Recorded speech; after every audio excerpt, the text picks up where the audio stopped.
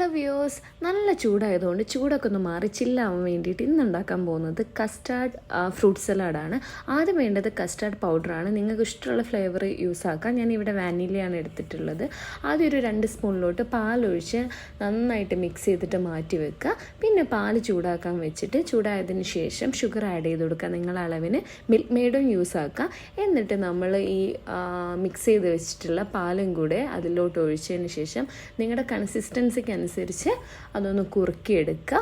പിന്നെ നമുക്ക് വേണ്ടത് ഇതിലോട്ടുള്ള ഫ്രൂട്ട്സാണ്. അപ്പോൾ ഇതിൽ ഞാൻ മാംഗോസും പൈനാപ്പിളും ഒന്ന് പഞ്ചസാര ഇട്ടിട്ട് ഒന്ന് വഴറ്റിയിട്ടാണ് ഇതിലോട്ട് ആഡ് ചെയ്യുന്നത്. എന്നിട്ട് നമ്മൾ ഓൾറെഡി മാറ്റി വെച്ചിട്ടുള്ള കസ്റ്റാർഡിൻ്റെ മിക്സും കൂടെ കൂട്ടിയിട്ട് നന്നായിട്ട് മിക്സ് ചെയ്തതിന് ശേഷം ഒന്ന് തണുപ്പിക്കാൻ വെക്കുക. തണുപ്പിച്ചതിന് ശേഷം നമുക്ക് ഇഷ്ടമുള്ള നമ്മുടെ കയ്യിലുള്ള എല്ലാ ഫ്രൂട്ട്സും മിക്സ് ചെയ്തിട്ട് നമുക്കത് സെർവ് ചെയ്യാം. ഇപ്പം ചൂടുകാലത്ത് കഴിക്കാൻ നല്ലൊരു ഓപ്ഷനാണ്. എല്ലാവരും ട്രൈ ചെയ്ത് നോക്കാം കേട്ടോ. And thank you. ബൈ.